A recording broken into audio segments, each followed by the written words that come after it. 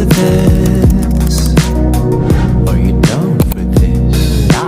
If you're in the mood, we can take it to the moon. Just like a movie scene, table for two. No need to be. Assalamualaikum warahmatullahi wabarakatuh. XFM Mitra Usaha Sahabat Sepanjang Masa. Sahabat XFM bersama Yesika dan Koshi. Kali ini kita akan membahas mengenai bullying bersama dengan narasumber kita yaitu Kak Iva. Selamat siang Kak Iva. Halo, selamat siang Yesika, Koshi. Apa kabarnya juga hari ini? Alhamdulillah sehat.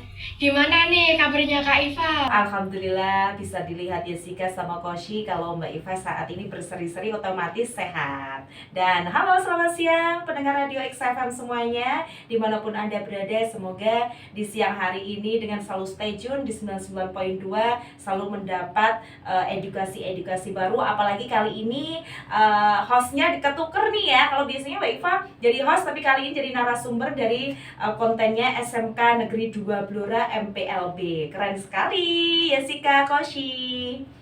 Sebelumnya saya akan menunjukkan data hasil asesmen tahun 2024 menunjukkan bahwa 24,4% peserta didik berpotensi mengalami insiden perundungan di satuan pendidikan.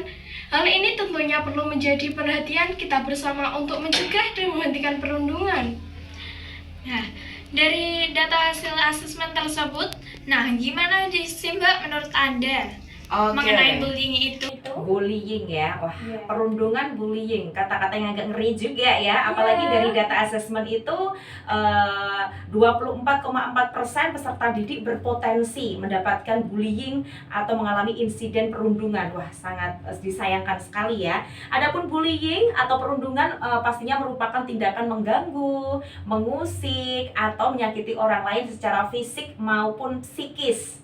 Ya, tindakan ini bisa dalam bentuk kekerasan verbal, sosial, atau fisik yang dilakukan secara berulang kali dari waktu ke waktu. Nah, secara etimologi, asal-usul kata bullying sendiri berarti menggertak. Itu sudah termasuk bullying loh. Jadi, seseorang yang suka mengganggu yang lemah itu juga namanya bullying. Nah, apalagi menurut Kementerian Pemberdayaan Perempuan dan Perlindungan Anak atau sering disapa atau singkatannya PPA ya, sudah tidak asing lagi kan? Nah, bullying adalah penindasan atau risak, merunduk yang dilakukan secara sengaja oleh satu orang atau kelompok yang lebih kuat. Jadi itulah namanya kalau sudah merundung, sudah dengan kata-kata atau fisik maupun psikis, itu sudah namanya perundungan atau bullying. Gitu ya Sika, Koshi kalau menurut saya. Ya, mayoritas pelaku pembulian ini adalah teman sebaya. Sedari masa kanak-kanak dapat berlanjut hingga dewasa. Iya, betul. Hal ini sering terjadi di lingkungan kita terkait prasangka yang salah dan mempengaruhi orang lain untuk ikut membenci. Yes, itu juga salah satunya juga sih ya Yesika, Koshi, tidak mengenal umur juga kan namanya bullying ya. Jadi dari anak-anak TK saja sudah mengenal bullying kan sekarang. Maka dari itu kenapa kamu mengangkat tema hari ini bullying, saya sangat setuju sekali. Bullying bisa terjadi di media sosial maupun di dunia maya. Nah, gimana sih menurut Mbak Iva? Kenapa bullying bisa terjadi di media sosial? Ya, bullying itu biasanya terjadi pastinya di lingkungan terdekat kita dulu ya, di rumah, di sekolah, tempat umum, tempat kerja apalagi, dan di lingkungan pertemanan. Nah, di dunia maya juga tidak tertutup kemungkinan meskipun kita tidak tatap muka face to face, tapi hal tersebut juga bisa terjadi karena bullying itu dari kata-kata saja kan sudah ada ya. Tadi kan sudah saya senggol dari menggertak mungkin melalui kata-kata atau menyinggung perasaan orang lain dari kata-kata, itu juga termasuk bullying. Jadi kalau di dunia maya, jempol kita itu adalah harimau kita. Jadi sebisa mungkin kalau nge-share kata dan lain sebagainya harus diperhitungkan, jangan sampai menyinggung orang lain karena tersebut juga nggak baik. Istilahnya gini aja deh Yesika, Koshi, kalau misalnya hal tersebut dibalik, kalau kamu mengungkapkan kata itu dan kata itu kembali ke kita sendiri gitu, rasanya gimana? Nah, kalau memang tidak asik, tidak enak dirasakan, ya udah kata-kata itu minimalisir saja supaya tidak menyinggung perasaan orang lain. Pastinya bullying itu lebih ditekan lagi. Gitu Jessica, Koshi. Nah, tadi sudah disebutkan bullying bisa terjadi di rumah, di sekolah maupun di tempat umum. Nah, kapan sih Mbak bullying itu tersebut dilakukan? Bullying bisa dilakukan tuh ya pastinya di mana saja ya. Jadi kita harus waspada juga, apalagi kamu anak sekolah ya harus menekan namanya bullying dan jangan sampai juga jadi korbannya ya. Jadi pendekatan antar teman, antar personal itu juga harus lebih positif lagi supaya bullying itu sempat sirna dari muka bumi ini. Setuju juga? Setuju. Ya. Baik, seorang yang dianggap lemah sering menjadi target sasaran dari korban bullying. Lalu, mengapa sih bullying itu bisa terjadi? Ya karena sekali lagi kenapa bullying itu bisa terjadi pastinya kurang empati. Nah, kurang pengetahuan seperti saat ini kalau kita mengupas seputar tema itu jadi menambah pengetahuan kita lagi kan. Nah, kita jadi lebih waspada lagi atau lebih menahan diri supaya tidak menjadi aktornya bullying bahkan korbannya juga. Seperti itu ya. Jadi kurangnya empati, pengetahuan, kurangnya menghargai antar sesama, ya enggak?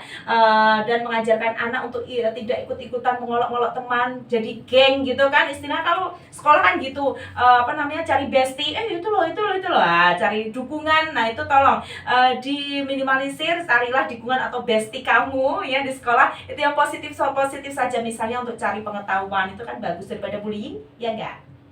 Ya. Lanjut nih Kak, bagaimana bullying tersebut bisa terjadi kepada korban?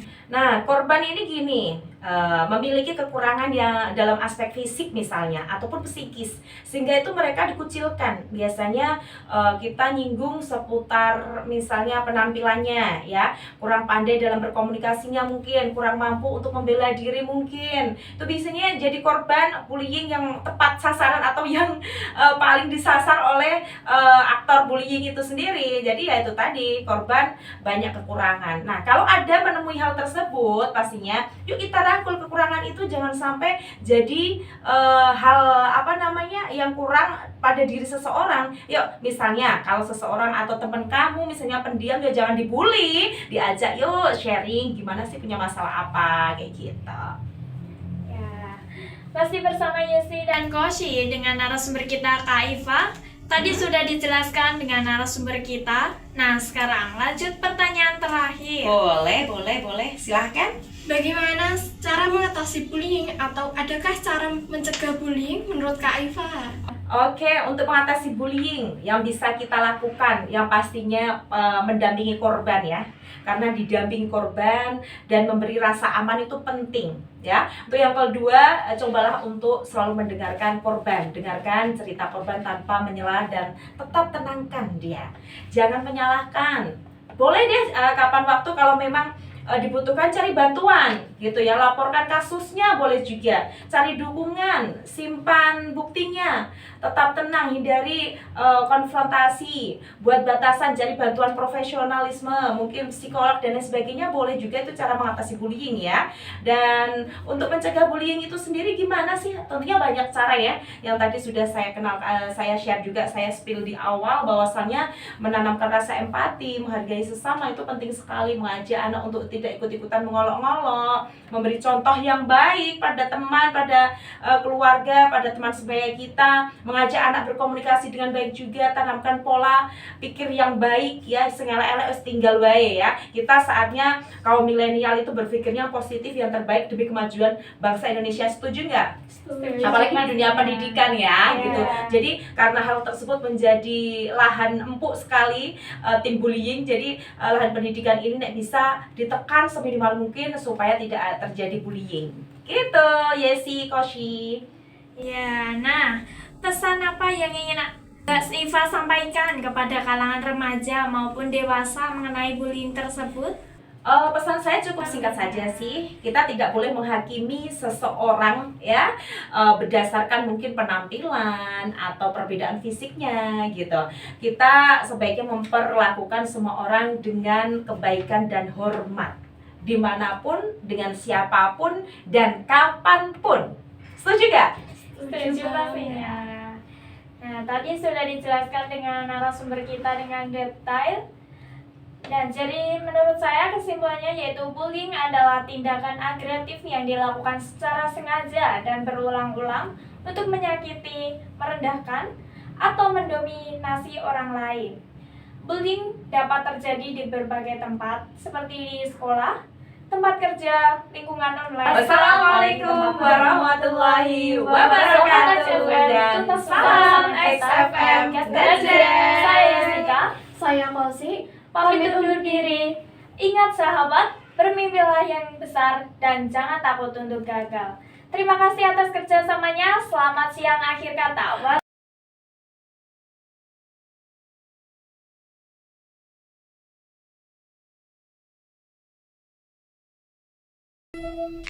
Thank